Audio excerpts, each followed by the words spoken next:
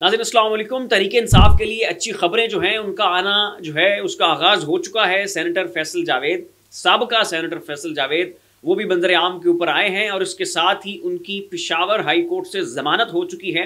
लोगों से, मीडिया से खिताब करते हुए उन्होंने कुछ बातें की हैं, वो आपके सामने रखेंगे। और मैं पहले अपने गुज़श्ता व्लॉग्स में बता चुका हूँ कि अब तहरीक इंसाफ जो है उसका अच्छा वक्त, उसका आगाज़ हो चुका है। तहरीक इंसाफ की जो क़यादत थी, जो रूपोश थी, वो बंदर आम के ऊपर आना शुरू हो चुकी है और मजीद सामने आ जाएगी और KPK जो है इनका सेफ हेवन बन जाएगा। इसके हवाले से मैं पहले डिटेल में बात कर चुका हूं और वही होता हुआ नाज़रीन अब जो है वो दिखाई दे रहा है।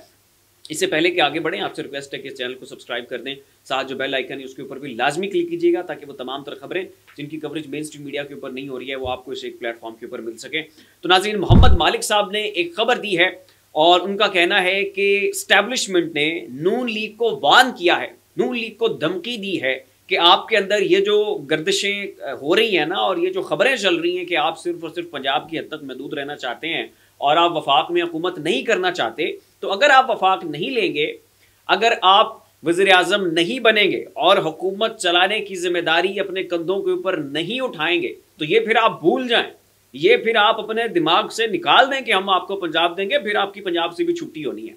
हमने आपके बड़े जो है ना गंदे कपड़े धोए हैं, आपको बरी करवाया है अदालतों से, आपके नैब में केसेस खत्म करवाए हैं, आपने नैब में तरामीम की हैं, आपने EVM खत्म की है, आपने अपने आप को जो है ना वो वाइट पेपर की उस फहरिस्त में लेकर आ चुके हैं। तो इतना कुछ अगर हमने आपको दिया है तो ये हुकूमत जो है अब आपको चलानी पड़ेगी।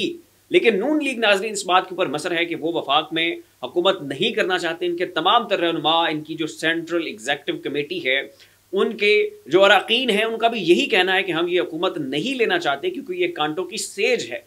यहाँ पर अगर हम बैठेंगे, वफाक में जाएंगे, तो हम पंजाब के अंदर एक दूसरी काफ लीग बन जाएंगे, हम सफ़ाए हस्ती से मिट जाएंगे और नाम तक नहीं होगा दास्तानों में। ये नाज़रीन इस वक्त नून लीग के अपने रहनुमाओं की अक्सरियती राय है, उनका ये एक कलेक्टिव उनकी सोच है कि हमें वफाक में नहीं आना चाहिए, हमें हुकूमत नहीं लेनी चाहिए। पीपल्स पार्टी जो है वो तहरीक इंसाफ के साथ मिलकर एक हुकूमत बना ले और आगे 5 साल ये टिका के गवर्नमेंट करें, हमें कोई मसला नहीं है, हमें कोई किस्म के हमारे रिजर्वेशंस नहीं है, लेकिन हमें जो है वफाक का ये इतना भारी बोझ उठाने से बचाया जाए।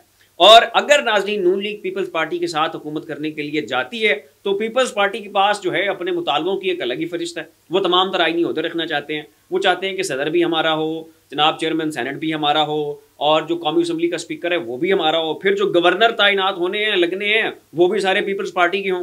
तो नून लीग कह रही है कि तमाम तरह आईनी ओहदे इनके पास हैं, स्ट्रॉन्ग होल्ड इनका होगा, तमाम तर जो आईनी मामलात होने हैं, जो बिल पास होने हैं, वो पीपल्स पार्टी के जेर असर होने हैं, इन्हीं ने उन सभी मामलात को चलाना है।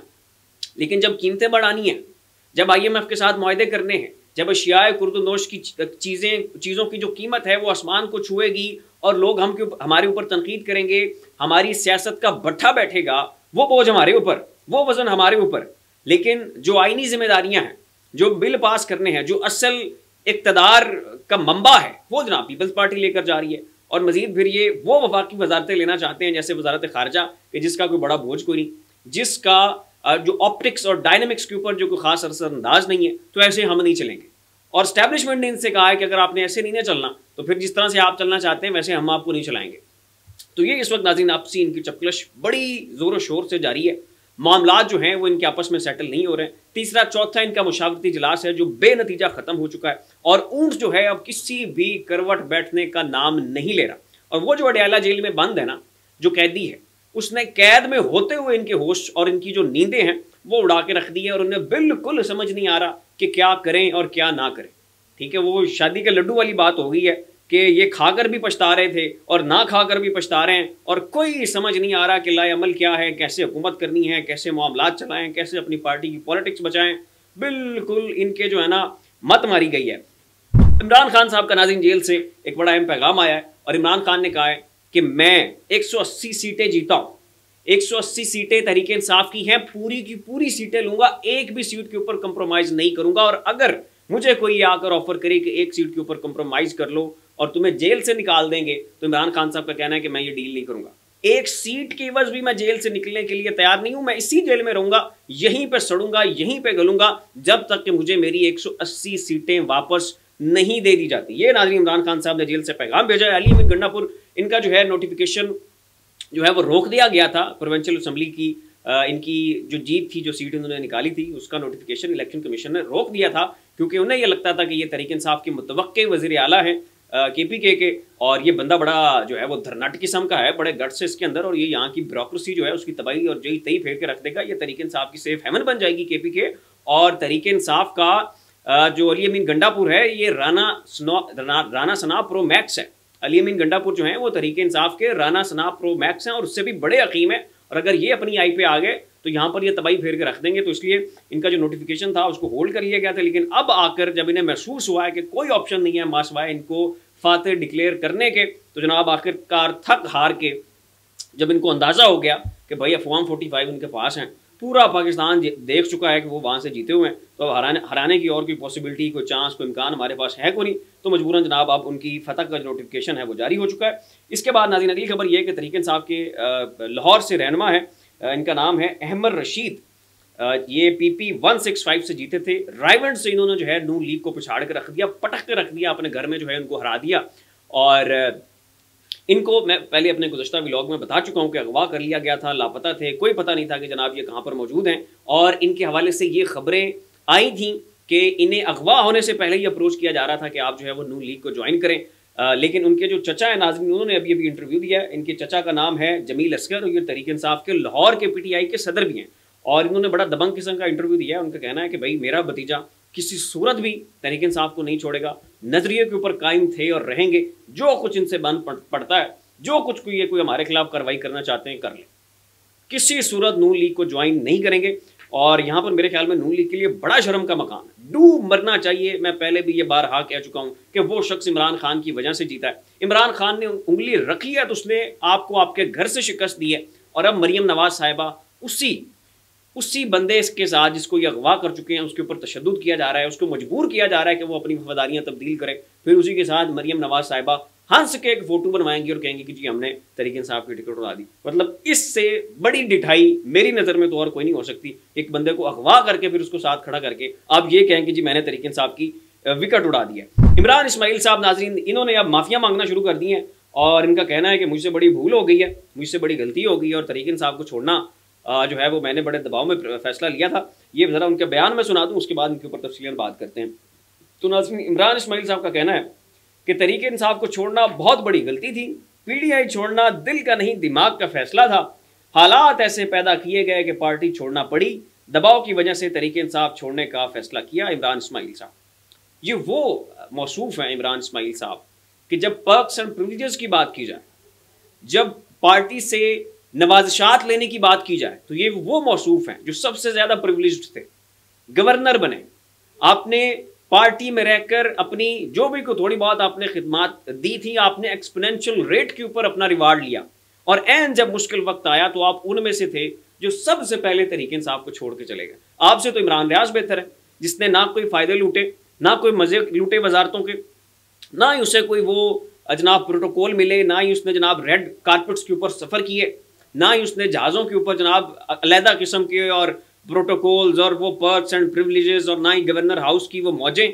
सिर्फ उसे इतना नजर आया कि यार ये सच है, ये हक है, ये नजरिए की बात है, और उसके ऊपर टिका रहा। उसकी जान जाने वाली थी, वो शख्स अपनी जान के ऊपर खेला है। बहुत करीब था कि अब एन वो मर जाता, उसी मौके के ऊपर से छोड़ा गया कि जब उन्हें नजर आया कि भाई ये अब मरता है, नाम लग जाएगा हमारे, उस मौके के ऊपर उसे छोड़ा गया। वो शख्स टिका रहा है जिसने कुछ इंजॉय नहीं किया, कोई लग्जरी और कुछ लेविश चीज जो है उसे तहरीक इंसाफ की जानिब से नहीं मिली। सिर्फ और सिर्फ वो बंदा नजरिए की बुनियाद के ऊपर टिका रहा।